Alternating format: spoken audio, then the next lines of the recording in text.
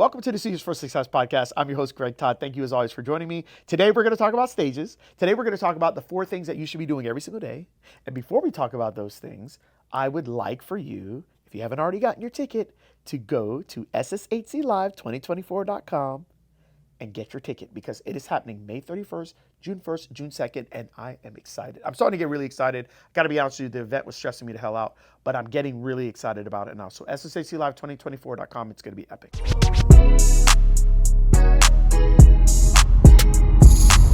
This is Secrets for Success. So let's talk about a stage because SSHC Live is a stage. And I was thinking about why do I put myself under this pressure and stress year after year doing this event? And it's because I understand the power of stages and I understand the power of communication. And I understand that if every single day I can put myself in a position to do these 4 activities, if I can speak every day, if I can think every day, if I can read every day, and I can write every day, and I can do it consistently, I know because I've done this for the last 10 to 12 years, it will radically change your life. And it has mine. And it's just because I've made a decision to speak every day, to write every day, to read every day, and to think every day. And as I think and learn how to take the things that I'm thinking about and convey it in a message and be clear in its communication, my value in the marketplace goes up more. My worth doesn't change. I'm infinitely worth just like how you are, but my value in the marketplace goes up. And it's just in my ability to be able to do that. And what I've realized with an event like SSHC Live is that it is a stage.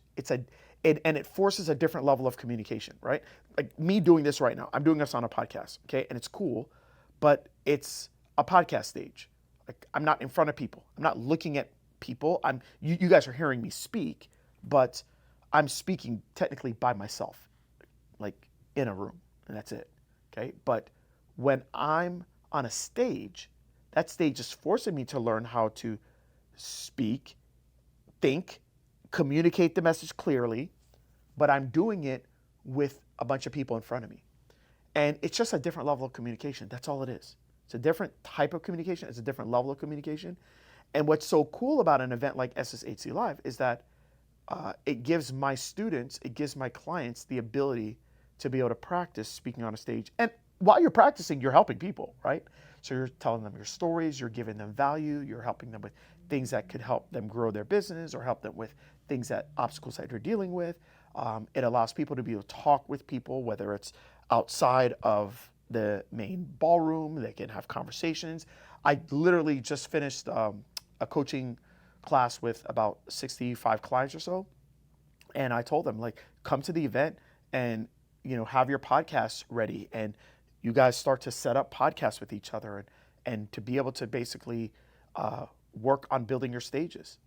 And I want to tell you guys, it's so important for you to build a stage. Now, I'm going to give you a story about stages. And many of you have probably heard a story if you've either been around me long enough. I've shared this. But, since 2009, that's when I got my opportunity to speak on my first stage. And that stage was actually a stage in Tampa, and there was about 8 people in the room. Okay? It wasn't my event. It was somebody else's event. And the person said, if you did well on this stage, I'd give you another stage to speak on. I think this stage was somewhere, was it Fort Myers? I think it was like Fort Myers area. And they allowed me to speak on another stage, and there was probably about 10 people in that room. And she said, you did a really good job. I'm going to give you one more stage to speak on. So this time she gave me an invite to go down to South Florida, and she said, you can speak on this stage. And that stage was like 35 people, okay? This is back in 2009, okay? And when I was in South Florida, there was another person that was a part of a pretty big organization that said, hey, you did a really good job. I would love for you to speak at this big organization. I'll leave the name out of organization for right now. So she said, give me your talk and whatnot, blah, blah, blah, blah, blah, and I can get you on that stage. And I was like, oh my gosh, I'm so excited. And so I never heard from that person. I didn't hear from that person in 2010. I applied to speak on that stage. Nobody allowed me to go on the stage. They didn't allow me. They rejected me. They rejected my offer to go on the stage. reapplied again in 2011, rejected. 2012, I got rejected.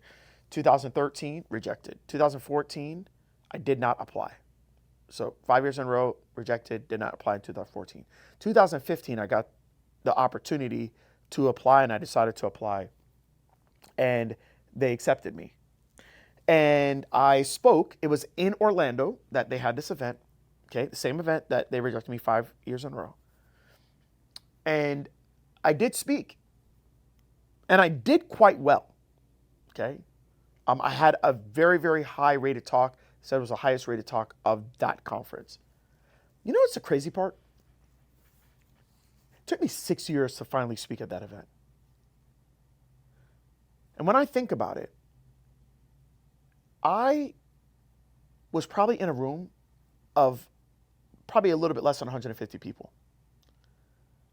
And today, I speak on stages that are sometimes 50 people. Like just a while ago, the stage I spoke on was clients. It was 67 people at one point when I spoke tonight for 2 hours, okay?